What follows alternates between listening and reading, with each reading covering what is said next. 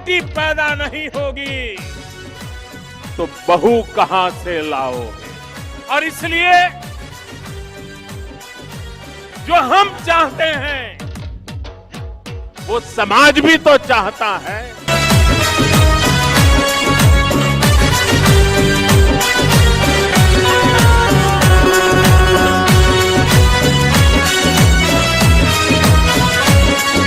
नमस्कार, D focus देखने वाले तमाम दर्शकों को हिमांशु का नमस्कार। मैं आपको बता दूं कि बेरमो विधानसभा में इस वक्त हूं और आप तस्वीरें देख रहे होंगे। सुबह सुबह ही घर से निकल चला था बेरमो विधानसभा की उन गलियों को राय जानने के लिए लोगों का कि लोग क्या चाहते हैं, क्योंकि बेरमो में उपचुनाव है और तमाम राजनीतिक पार्टी, लोग, मतदाता सबसे आपको रूबरू करा रहा हूँ।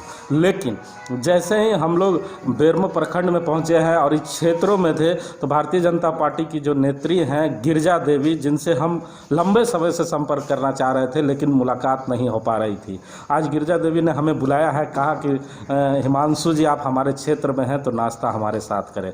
तो आप देख ले, तमाम लजीज व्यंजनों के साथ मैं इस जगह पे मौजूद हूँ और हमारे साथ बात करने के लिए वो महिला हैं जिन्होंने भारतीय जनता पार्टी को सींचने का काम किया है बेरमो विधानसभा में और अपना वजूद खुद बनाया। हमारे साथ गिरिजा देवी बात करने के लिए है। मैडम, आपका स्वागत है डी फोकस के इस कार्यक्रम, खास कार्यक्रम में। नमस्कार, धन्यवाद। सबसे पहले मैं ज़रूर जानना चाहूँगा और हमारे दर्शक जानना चाहेंगे कि पूरे बेरमो में जब हम लोग सर्वे करने के लिए निकले तो एक ही तस्वीर दिखता था गिरिजा देवी का। हम लोग अपने संवाददाता से भी पूछ रहे थे कि आखिर कौन महिला है जो बेरमो विधानसभा में इतने बड़े बड़े पोस्टर, होर्डिंग आखिर क्यों लगाया गया है?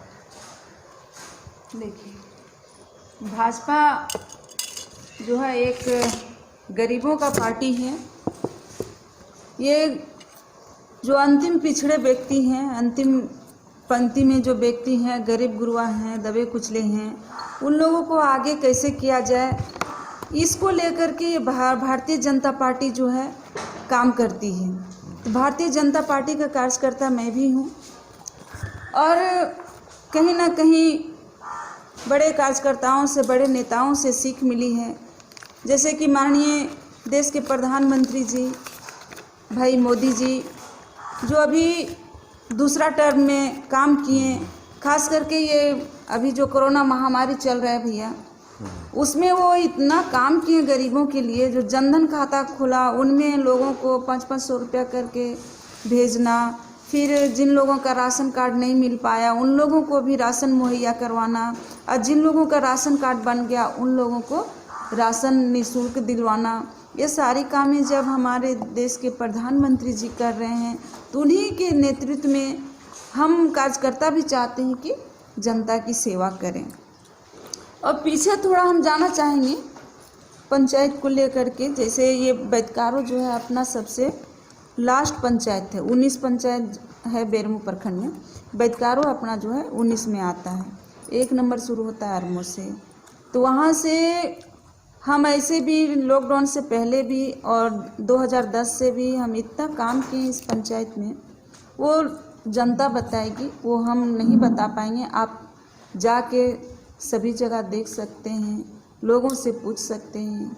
एक एक बच्चा, एक एक व्यक्ति बताएगा कि गिरिजा देवी कौन है, क्या करती हैं, किन्हीं की जो भी समस्या होती है मैं खुद वहाँ जाती हूँ और जाके वहाँ लोगों की समस्या लेकर के काम करवाने का प्रयास करती हूँ।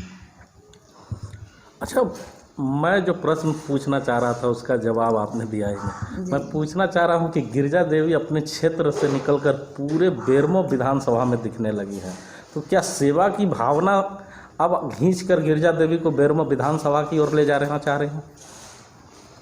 ये बेरमो विधानसभा या बेरमो की जनताओं की जो आशीर्वाद है, उन लोगों की सेवा करते हुए, जैसे मैं भाजपा की कार्यकर्ता भी हूँ, भाजपा के नेत्री कहिए, जो भी कहिए, लेकिन हूँ मैं एक समर्पित कार्यकर्ता। 2006 से ही भाजपा के लिए मैं काम कर रही हूँ कार्यकर्ता के रूप में।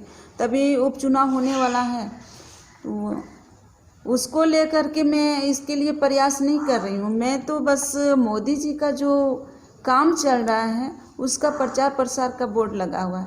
मैं कहीं ये अभी भी मैं नहीं कर रही हूँ कि मैं दावेदारी करती हूँ। पार्टी जिनको कैंडिडेट बनाए, जिनको प्रत्याशी दे, तन मन से लग के उनको जिताना है। मेरा ये लक्ष्य है। आपको नहीं लगता कि मोदी जी अक्सर अपने बयान में कहा करते हैं बेटी पढ़ाओ बेटी बढ़ाओ, तो आप भी तो बेटी हैं, 4 विधानसभा बोकारो में है, जिसमें पहला नेत्री आप हैं जिन्होंने दावा ठोका। तो क्या लगता है कि इस नाते भी भारतीय जनता पार्टी एक मौका आपको दे सकती है क्या? मैं तो बस आग्रह की हूँ पार्टी को कि मैं भी एक महिला हूँ, और महिलाओं के लेकर के जब हमारी सरकार इस तरह सोच रखती हैं कि महिलाओं को आगे लाना चाहिए, उस सेवा भाव से मैं अपना प्रस्ताव को रखी हूँ।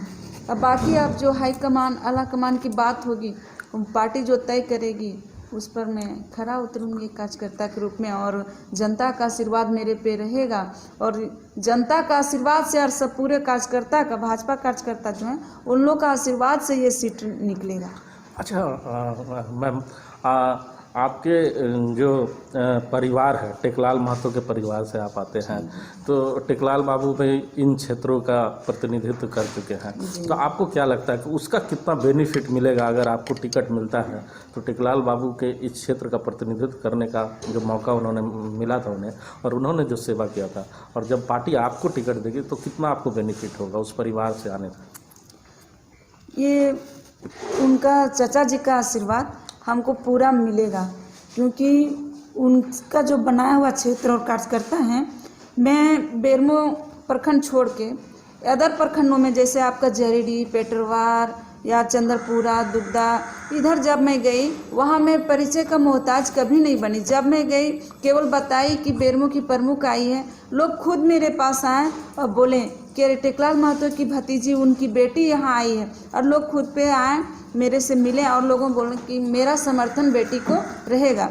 इस यहाँ की बेटी है, यहाँ की माटी है, इस अधिकार से अगर पार्टी इनको टिकट देगी तो हम लोग मिलजुल करके, अदर पार्टियां भी, जो मेरे चचा जी का सींचा हुआ यहाँ कार्यकर्ता हैं, उन लोग भी बोले हैं कि अदर पार्टियां भी मेरे से बोली कि हम लोग का सबका समर्थन आपको मिलेगा बेटा, आपका आशीर्वाद मिलेगा बहन, ऐसा करके सभी का समर्थन मिलेगा।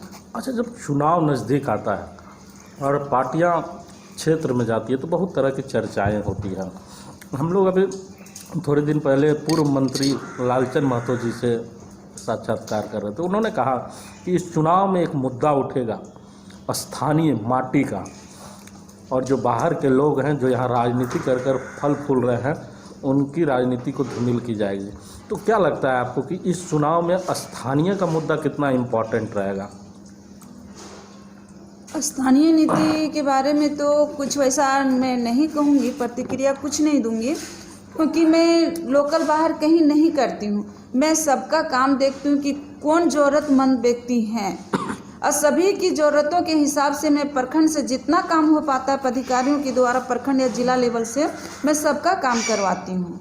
और यहाँ जब हम लोग एक जगह रह रहे हैं तो यहाँ स्थानीय, बाहरी, भीतरी, यहाँ वैसा कुछ नहीं होना चाहिए। मेरी ये अपनी सोच है, पर्सनल सोच भैया आपको मैं बता रही हूँ, ऐसा कहीं नहीं होना चाहिए।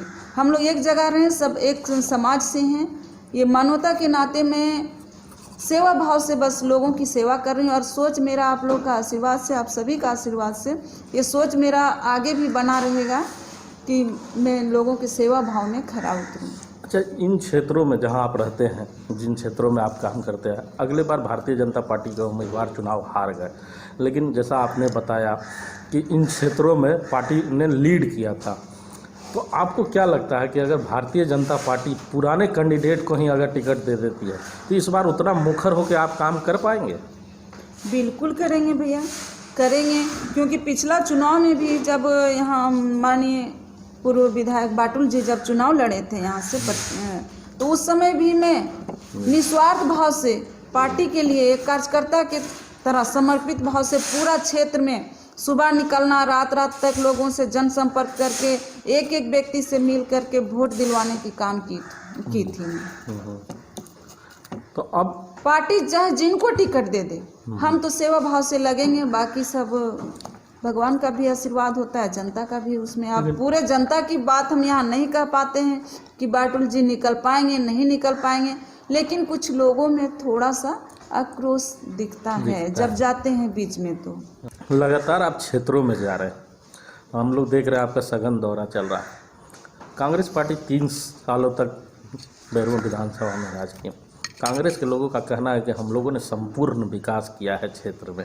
क्या लगता है जब क्षेत्रों में जाते हैं तो क्या लगता है कि कांग्रेस पार्टी के जो दावे हैं वो दावे पे कितने खड़ा करती है कांग्रेस पार्टी? देखिए, कांग्रेस पार्टियां हो या कोई अदर पार्टियां, जैसे कि क्षेत्र में विकास नाली या पीसीसी दे देने से वो क्षेत्र का विकास नहीं होता है। उसको हम नहीं मानते क्षेत्र का विकास हो रहा है। जब तक लोगों के जो बुनियादी सुविधाएं होती हैं वो नहीं लोगों तक पहुँचे तब तक उसको हम विकास नहीं मानते हैं। जो पिछड़े पंक्ति में व्यक्ति हैं वो पिछड़ा ही रह जाएंगे, तो वहाँ उसको हम विकास कैसे मानेंगे?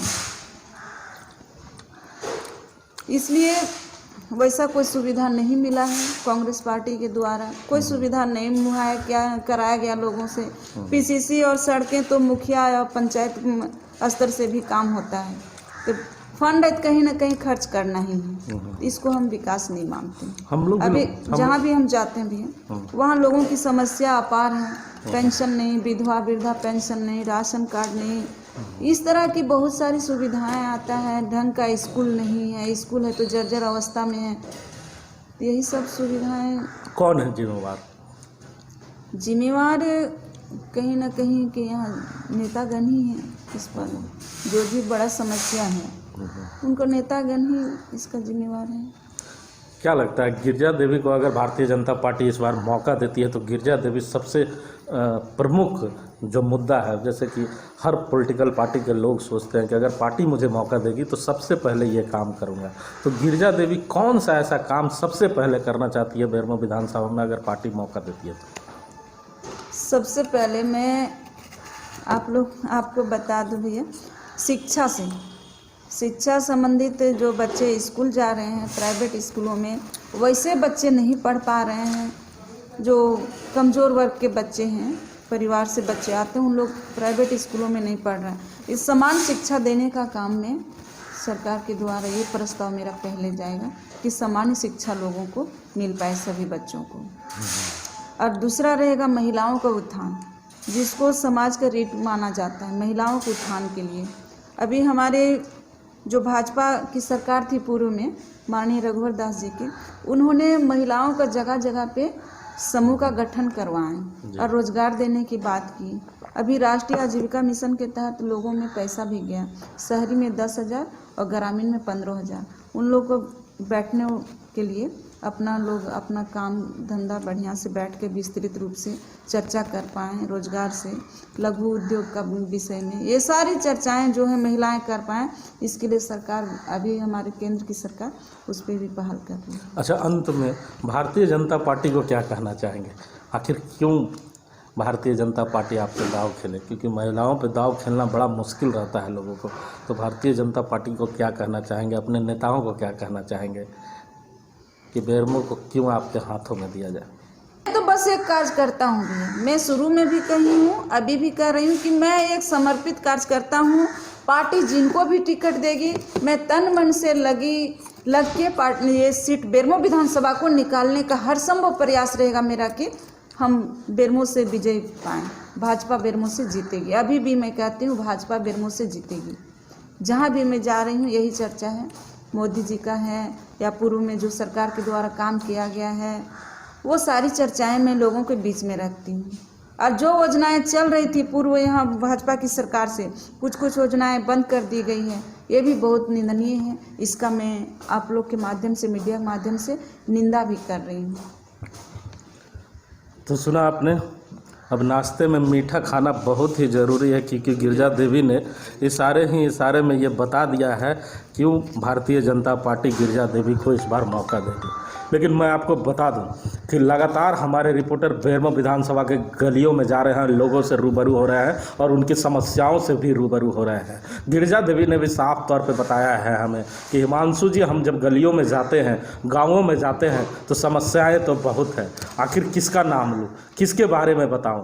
भारतीय जनता पार्टी ने भी शासन किया है, कांग्रेस पार्टी के लोगों ने भी शासन किया है, लेकिन बेरमो विधानसभा के लोगों ने, मतदाताओं ने जिस विश्वास के साथ लोगों को वोट कर विधानसभा भेजने का काम किया था, लोगों के साथ केवल और केवल छल हुआ है। आज भी बेरमो की गलियों में जाने के बाद राशन कार्ड, वृद्धा पेंशन की चर्चाएं होती है, जिसे सुनने के बाद तज्जुब लगता है कि यहाँ पर 30-30 साल राज करने के बाद, भारतीय जनता पार्टी का शासन, सांसद रहने के बाद, विधायक रहने के बाद, कांग्रेस के विधायक रहने के बाद आज भी लोग समय मांग रहे हैं।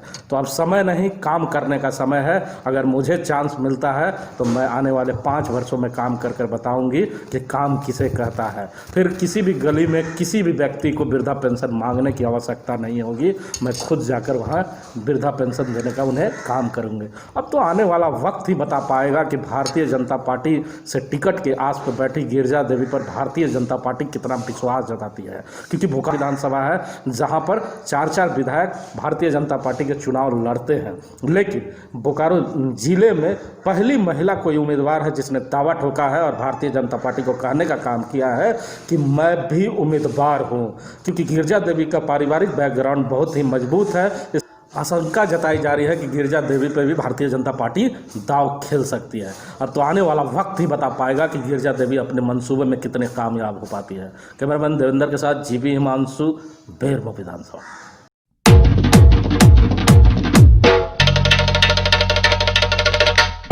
बेटी पैदा नहीं होगी तो बहू कहां से लाओगे, और इसलिए जो हम चाहते हैं वो समाज भी तो चाहता है।